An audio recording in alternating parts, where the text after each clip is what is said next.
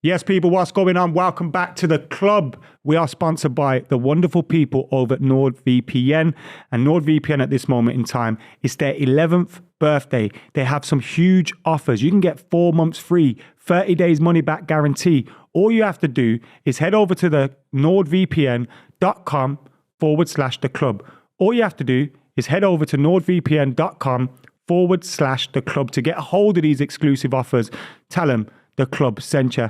If you haven't and you don't know what a VPN is, it helps you with your security online. And it also helps me with great stuff. Like when I was out in Dublin, I couldn't watch the Manchester United match on my usual subscription services. So what did I do? I chucked the VPN on. I made it think I was in the UK. Happy days. My subscription services worked on holiday.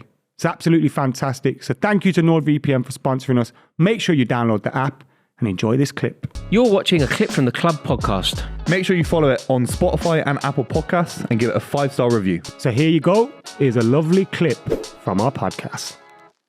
The narrative around City, obviously, we'll talk about on the stream and in various podcasts coming up. City were fantastic this season. We have been. Long may it continue going into the Man United FA Cup final, the Champions League final. But the big thing, of course, will be Arsenal's capitulation. Embarrassing at points and against Forest. Really, really poor. Yeah, you know? I'm very surprised that it went quite as badly as it did. I think when you think that they were in a title run-in, like they genuinely were in the business end of the season, they had the title available to them. It was always going to be difficult, but it's always going to be difficult. And they just totally and utterly capitulated, didn't they? Like, it's all very well talking about, you know, the finance power of Manchester City or the strength in depth of the Man City squad. But ultimately, it wasn't about that. Ultimately, they didn't lose the league to City. They lost 3 times to City, but they got themselves into a privileged enough position that they could have gone to the Etihad, got beat and still won the league. The league was lost at places like the Emirates against Brighton, West Ham United away. West Ham, who at the time, you know, they found a bit of rhythm now. But at the time, they looked a dreadful team. Dreadful team. Slow. And when you bring the context of the game into it as well, you have a penalty at 2-1. You were 2-0 up. I mean, and then straight off the back of that, into the 3-3 against Southampton at home. So they dropped in the last 8 games. They dropped those 6 points in those 3 draws, then 3 points against City, and a further 6 points since against Forest. I'd be worried because that's 15 points have dropped. If you exclude the City game, that's 12 points have dropped, which would bring let's say they even got half of those amounts of points. They'd be above you right now. Man City won the league with 3 games to spare. Bearing in mind that Arsenal had a fairly comfortable cushion over Man City in February, to win the league with 3 games to spare, it's not about City winning games, is it? Of course, there's an element of that, but it's about Arsenal not making the most of the opportunities. You know what? You mentioned them. I've mentioned this as well. That beating City didn't matter in terms of the title race, which ultimately it didn't because they could have got points elsewhere and still won the league. But beating City in one of those games, those 3 games, would have presented a huge challenge to City and it would have inflicted a psychological blow on them that this is like when Liverpool were going them. They knew Liverpool were a team that could beat them. Yeah. Therefore, they could make that swing in a game against City and potentially take the lead. I don't think City were ever scared of Arsenal. No. And that obviously plays into it as well because they're not playing with that fear of a team that are worried about. I can only use the eye test. You know, as a City fan, of course, we've only been in Premier League title races since the 2010s for obvious reasons. When we face Fergie's Man United, when we face Klopp's Liverpool, and of course the Conte's Chelsea, unbelievable, and they were fierce and they were aggressive sides to play against, and I was worried. I did some decent numbers on social predicting the softness of Arsenal, and maybe I came across as cocky, but all I can see is the eye test. So poor. Can I just say about that as well? Gary Neville, his little TikTok has been going around with him getting viral for him saying City would win the league by 10 points, which I think you have to respect he got right. Yeah. But on the same day, you were sat there saying we're going to smash Arsenal, we're going to do that. He copied and everyone called you a wind-up. Yeah, everyone was slagging me off. Little old Buvey being on the sofa, winding up Arsenal fans. You could, two things can be true. 2 things can be simultaneously true. You can be correct and be a wind-up.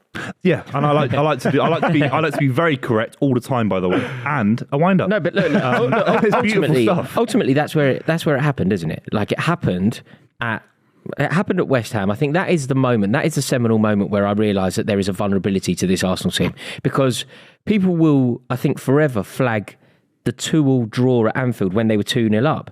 But I think you can rationalise that. I think you can rationalise a draw at Anfield where at any point. We lost there so many times. It's a point at Anfield, isn't it? It's not a bad point. Whatever spin you put on it, it's not a bad point. You've got your point. It's what happened off the back of that. And do you know what's so weird? It was because of the pressure that was put on them and because of the business end of the season and because they realised at that point that the title was there for them. Because, earlier in the season, I remember there was a period, it was Forest, They beat Forest 5-0. Then they came to Chelsea and they beat us 1-0, but we couldn't get the ball off them at Stamford Bridge. They beat us 1-0. And they then went, I think, to Molineux and won again convincingly. This, all the time, by the way, is maintaining a 10-point cushion over Man City. And at that point, obviously, there's no genuine jeopardy because nothing's going to be won in that period. I think that would have been October, maybe. Yeah, it would have been October, November. Nothing's won then.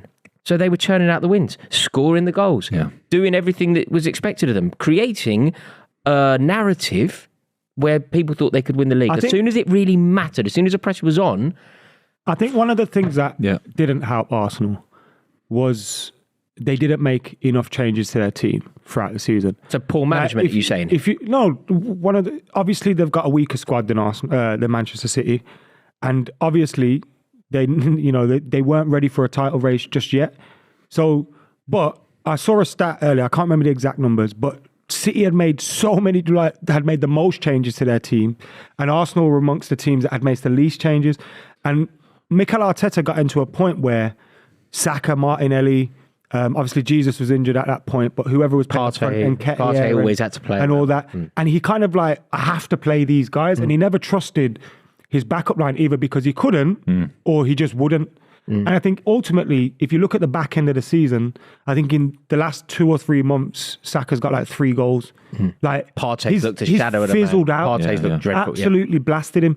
He's played so much football, and again, that comes down to City have this unreal squad. Obviously, Pep has to manage it and he has to coach them. I think you're being too kind. I think you're being a little bit kind. Yeah, I agree. It comes down to a lack of changes from Arsenal. It now means at the tail end of the season when it really matters, and of course they have the psychological deficiencies. They're not a team that's ready for the... But being physically fresher, I think that's means psychological. you can go in at the back end of the season and possibly win. When you've got Saka and Martinelli out on their feet, and again, it comes down to mistakes because there were times when Saka started and maybe Trossard should have started. No, that's what I was just about to say. They've had Trossard on the bench. It wasn't always mistakes. No, but Trossard came in January. Yes, but he hasn't played, and they've looked a far better team with him starting. And even Jesus being back fit, I'd say. Yeah. There's an argument that Jesus shouldn't have been starting half of many that is football a games. criticism, and half of that is the reality that But the Arsenal psychological squad thing that you're ready. talking about is an interesting one because Arsenal have actually used more players in the Premier League campaign than City this season. I think it's something like 26 to 23. So look, we've obviously got a nucleus of very expensive quality players with a few young players in and around that squad. The big thing for me, if I'm an Arsenal player, we've thrown the League Cup, we've thrown the Europa League, the FA Cup, we got bullied by Man City. Every week you've got one game to focus on. It actually can be a negative because you're focusing on that one game. You're overplaying every moment. I always City have got Wednesday, Sunday, Wednesday, Sunday. All right, if we lose in the Premier League running, we've got Bayern Munich to beat in the Champions League. There's more to think about. I always thought that, and also less pressure on the Premier League. They also didn't rotate even when they had the opportunity. So when they're playing like fixtures that they should be winning fairly convincingly and fairly easily in Europe, they're starting the main men. That's when Thomas Partey has a rest, for example. Yeah. And they weren't doing that. And I think there's a naivety from Mikel Arteta because he didn't make the most of his squad when he could. Did he, again, I agree kind of with what you're saying, but I'm just asking you this for the debate's sake. Is he kind of in a catch-22 situation there where if he rests too many players, people go, oh, you're not taking the other competitions seriously. You should be trying to win those competitions as well.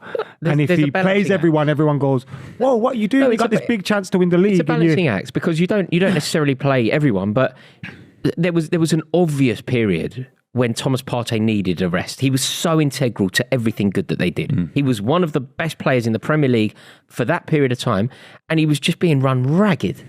It's essential that you keep the squad fresh. It's essential that you bring in new players and make sure that they play. Bringing in Trossard, not really playing him, it didn't make sense. Bringing in Jorginho felt like a wild one for me. He did okay. Anyway. He's done all right. Newcastle. I think it was okay. They've conceded. I know we've talked about the front line. I definitely agree with you, lads. The defensive issues for Arsenal. Sometimes you can't always outblow a side 3 or 4-0 like they were doing at the early stage of the season. Sometimes it's going to be 1-0. It's going to be ugly. They couldn't rotate their back line. I think Ben White should have been moved into the centre at points. Maybe you bring Saka into a wing back, play 5 at the back. Maybe you know. I know. I'm not a manager. But you need to find a solution. Kirill should have come in earlier. But they had the likes of Holding, maybe ignoring some injury issues along the way. He trusted Holding. But they could have used Tierney a little bit more, got him fresher, because there were times when Zinchenko he looked a bit terrible towards the end of the season. You know what I mean? Done. The trouble is, and this is another like just to kind of give a bit of an understanding as to why it went wrong for Arsenal. When Saliba got injured, they have no choice but to play somebody like Rob Holding. Whereas, you know, when you look at Man City's depth, so you may have less players, you may have used less players, but if one of your centre halves is out, Laporte's coming in. If Phil Foden is injured, Mahrez can play, or you know, there's players like that. They don't even have to be injured. You can just rotate just because you can. No,